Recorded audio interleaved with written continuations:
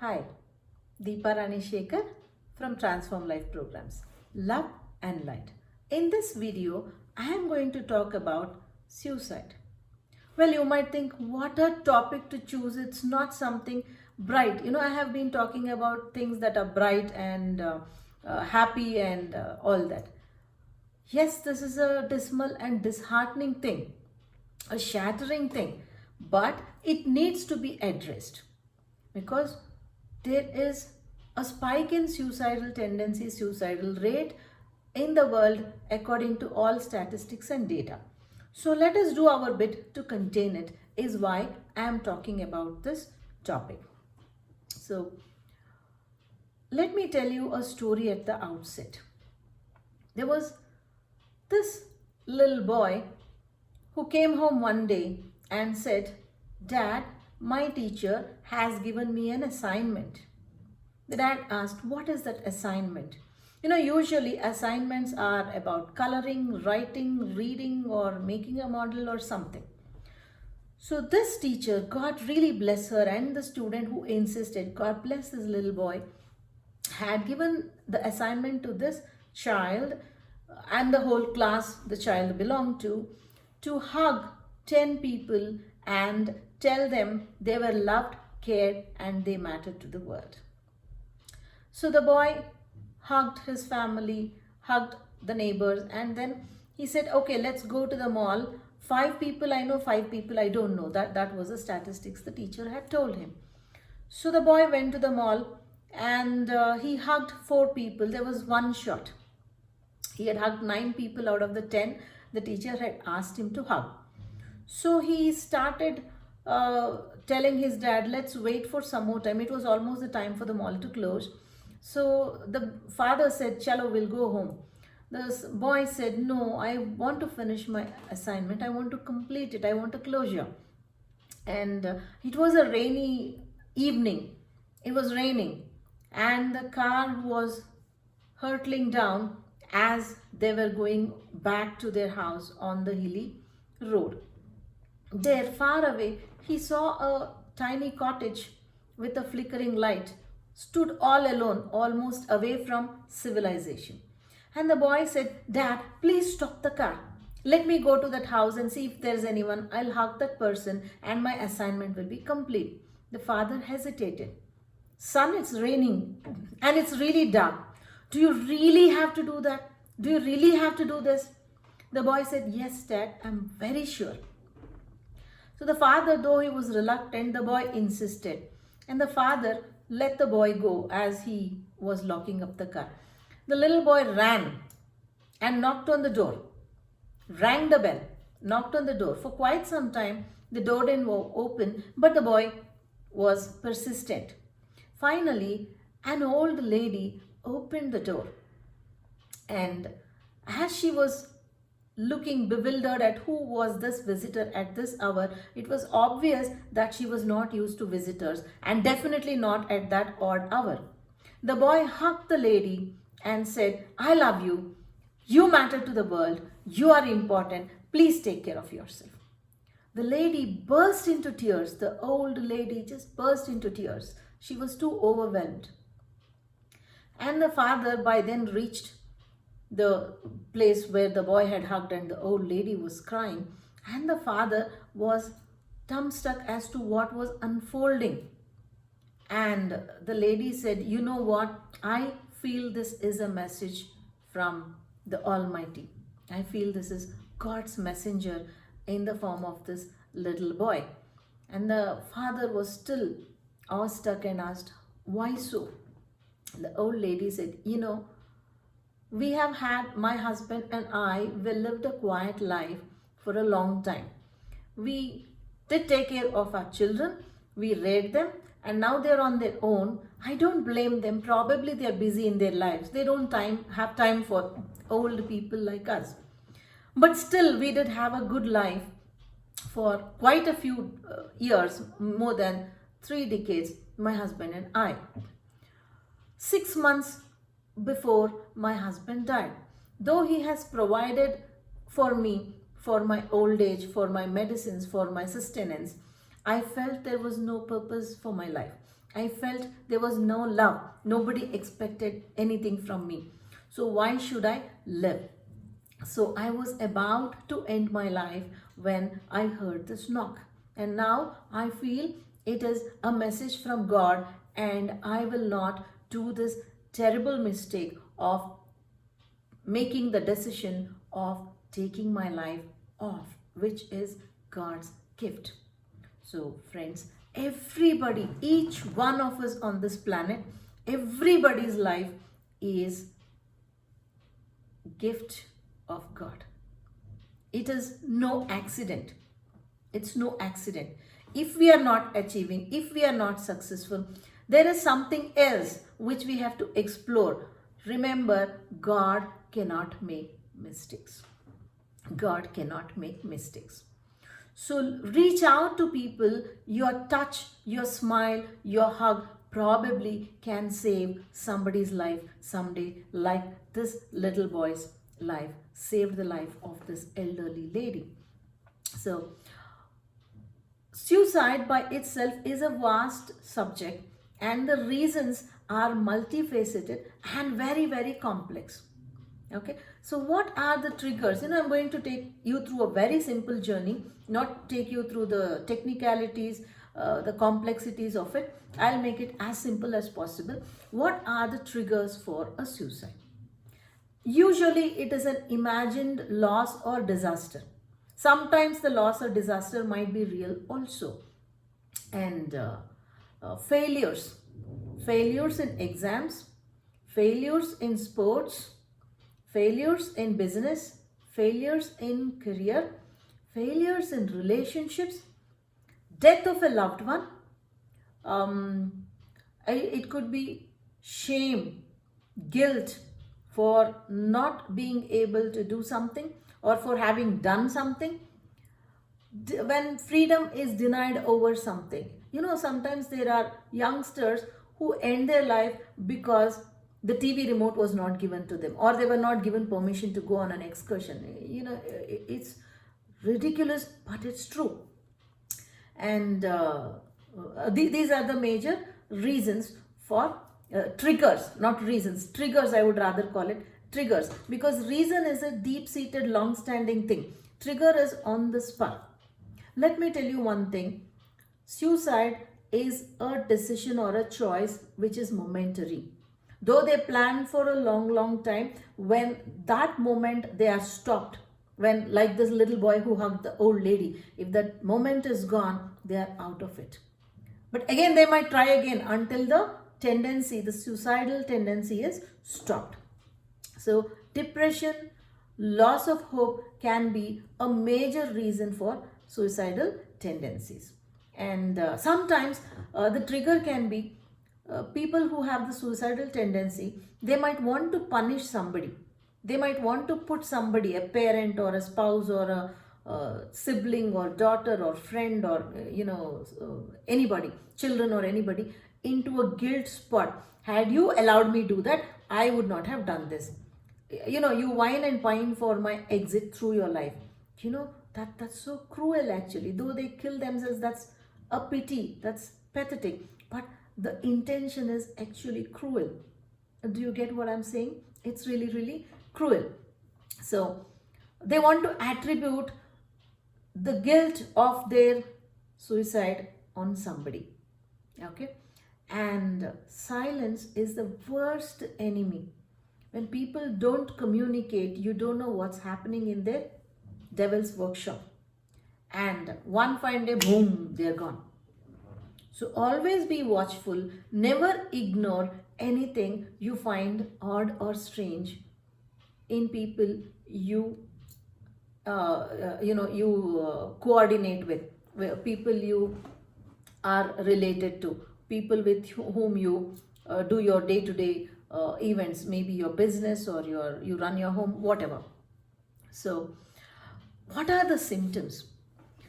Symptoms is, if they are middle-aged or old-aged, it doesn't mean that because they're old they may not do it. It could be writing a will. Out of the blue they want to write a will. Okay, getting things in order, wind up things, finish the deadlines. in a way of executing all their duties so that they can leave and call up or invite or drop in to meet friends and relatives suddenly. Many years they have not done that. It's like one last time I'm seeing.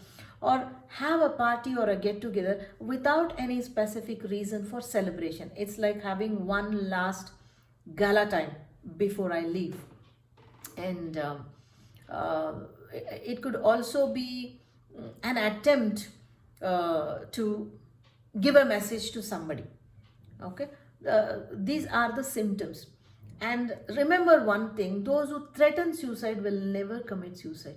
Psychologically they don't, most often than not, they don't commit suicide. Those who threaten that they are going to kill themselves, and even if they make an attempt, they will make an attempt in such a way that they are found in time to be saved. But the family goes through the disgrace, embarrassment, and guilt, pain, and suffering of this event. That is how they plan it up. Okay? But still, I'm not telling, allow them to do so. If they do so, admit them and see that they are taken care of. So, they are sending you a message, you are sending a stronger message saying, I will handle this. I'm not taking it lying down. Okay? Those who do not speak, they do send subtle messages like, one day all of us are going, they'll be very philosophical and very subtle in their message. One day all of us will be gone. When I'm not there, probably you will miss me. You have to get used to living life without me. They are dropping hints very philosophically, and they try to communicate that I'm planning to live in a very, very subtle manner. These people are to be taken very seriously, and got to talk to them and find out what is the reason, why are they wanting to exit. Okay, so how can you handle suicidal thoughts? They need a lot of emotional support. Emotional support, as in talk, is the baseline here. And the talk has to be nurturing. Mind you, no judgments. You did this, that's why. Yeah, you will die today. But anyway, it's okay. Never be judgmental. You're good for nothing. What is that?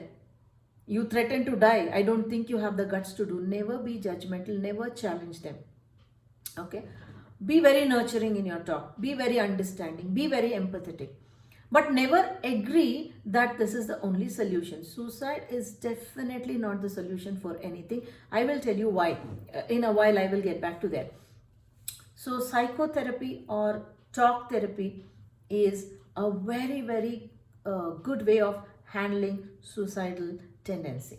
Or cognitive behavior therapy, CBT, where they are made to think how their thoughts are impacting their behavior, how their behavior is impacting their thoughts, and how these two are impacting their decision.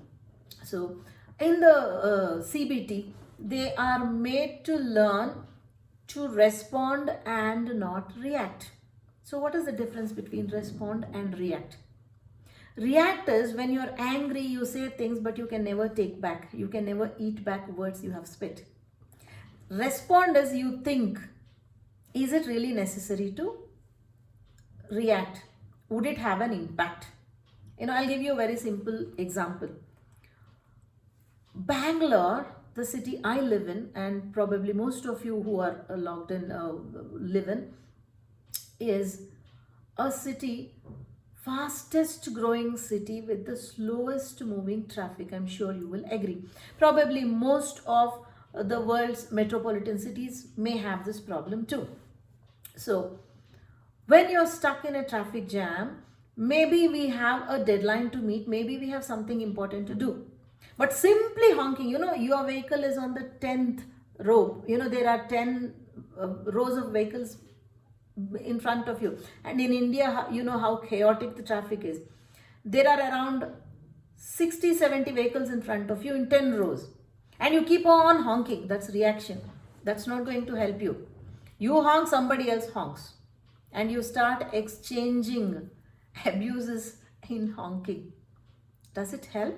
It's only going to get your pressure up It's only going to get you more irritated. By the time you reach your destination, you will not be in a mood to either deliver, receive, or enjoy. Was it worth it? That's reaction.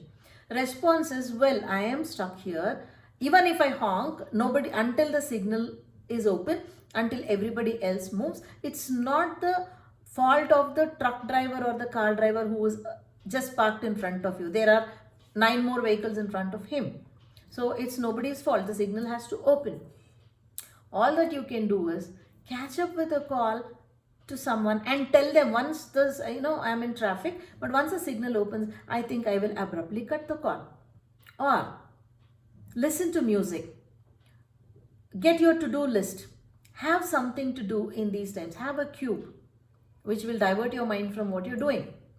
Just go through your list of what you can do to spend that 4-5 minutes in response rather than reaction. So learn to teach them to respond and not react, and change their attitude to whatever is happening around them.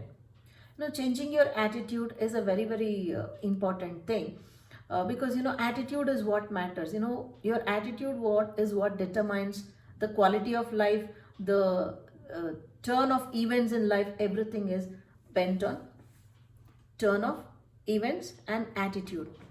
I'll tell you an example about attitude. I used to get people get mad at me. There were times when they would come to me with complaints about my children. That he did this, she did that, whatever. So I would just say, oh, is it really? Okay, let me find out. They would go crazy because they would expect me to agree with them, align with them, and say, really? What happened? Tell me more, so that I have all proof when I nail my child. What the hell? Why would I do that to my child? I would say, okay, I will look into it in a matter-of-factly way. They would be so disappointed. What the hell of a mother is she? She's not even reacting. But I would be responding. I would ask my children, look here, this is the allegation in the neighborhood about you. So what do you have to say? And my children would say something which would not be in exactly the line that whatever the neighbors had complained. And today I am proud to say that they are very fine human beings. So always learn to respond, never react, and have a very, very positive and responsive attitude than a reactive attitude. And one more thing, in handling suicidal thoughts, antidepressants alone don't work. They become habitual, and then they start having an impact on the other facets of personality. The person becomes dull, they lack interest, and so many other things. So antidepressants, maybe for a wee bit, for a very short period, but that should never be more than a month or so. In the meantime, talk therapy and CBT, cognitive behavior therapy, has to go in depth and work on their self-esteem, teach them to work on their self-esteem, their self-worth. Get them to talk about their problems. Get them to talk about their root problems and go to the root of the problem and resolve it. Most often than not, it is a bubble blown up in air. It is never the real thing at all. And tell them examples of how people overcame. Not everybody is successful. They achieve it in the journey, and it's never the end. And tell them to focus on something, because what you focus on expands. If you're focusing on problems, your problem expands. Start looking at solution, the solution starts showing up and it starts expanding. And what are the effects of suicide on the family, friends, and dear ones of a person who makes this exit? It's devastating. Terrible, I tell you. It's devastating. They go through so much of grief, pain, absolute sense of loss, guilt. Okay, if somebody has given you this guilt, this grief, please do not hesitate to seek help from support groups, seeing a counselor. Let me tell you, asking for help is the greatest courage, and this goes out to people who are suicidal too. And when somebody approaches you with a trigger to suicide and they talk about it, when they feel encouraged to talk about it, let them talk. Never be judgmental. Hold space for them in a very, very holistic way, where they can tell you everything, and then allow them to see, ask them questions where they can see there are other possibilities, where they see that this is not the only choice available. And let me tell you, I told you this is never the end, because if you look at an abrupt exit from life or a suicide, it is spiritually not a great thing to do. I will tell you why. When you look at the spiritual scenario, this life, your soul chose this body. If you're not happy about this body, it is your soul's choice and it chose this for a purpose. So be kind to your body. If you have parents whom you feel they don't love you, or they don't do this, they don't do that, again, it was your soul's choice to choose them, because you wanted to clear some karmic bond. And again, you're not making money, you're not achieving, you're not doing this, you're not, again, that's your soul's choice. Again, there is a free will to work on that and change it for the better. Always it should be changed for the better. It's like a drama you're enacting. You chose the role, you chose the costumes, you chose your team players, you chose the players in the play, and you want to exit because you could not deliver the lines properly, because you could not please the director, because the audience were not happy at your performance.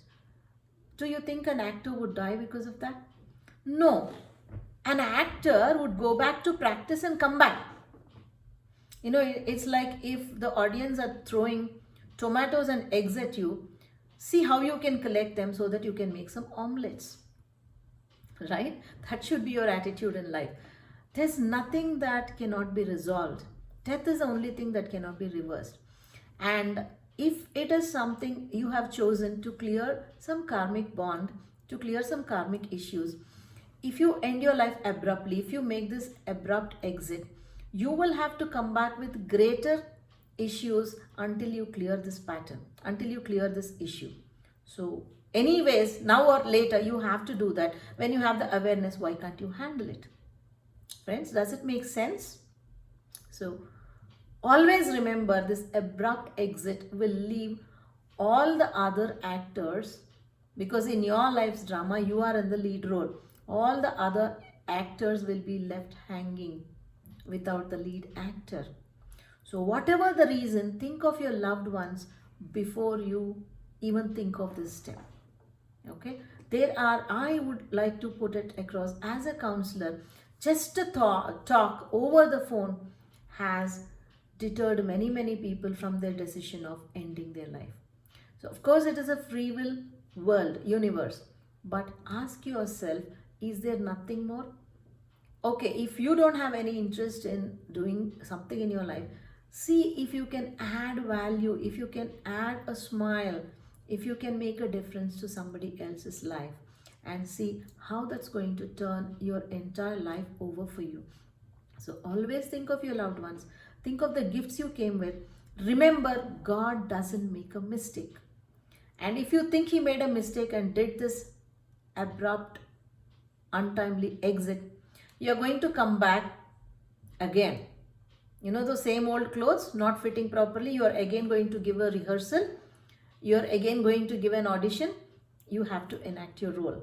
So practice well and do your role well. Change your tactics, change your delivery, change your dialogues, but do enact your play and take the claps when the curtain falls.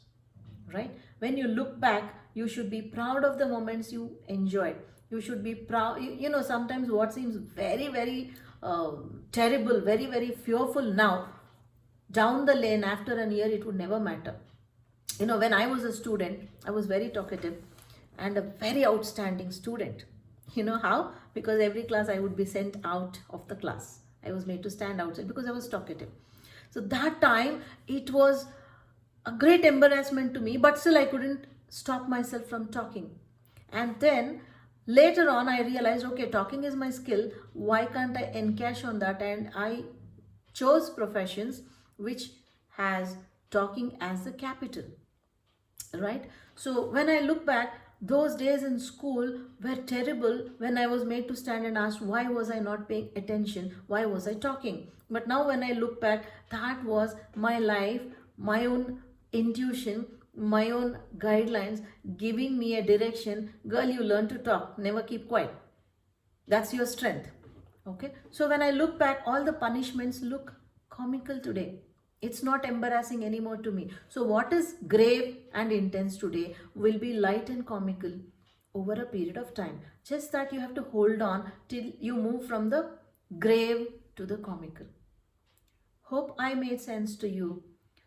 See that you add value to somebody's life, to your own life, and see that you are sensitive to other people's emotion. Look at the symptoms, stop them from doing whatever, and be honored, privileged to have pulled someone out of this great and terrible mission of abrupt exit. Thank you for joining me, Deepa Rani Shekhar from Transform Life Programs. Love and light.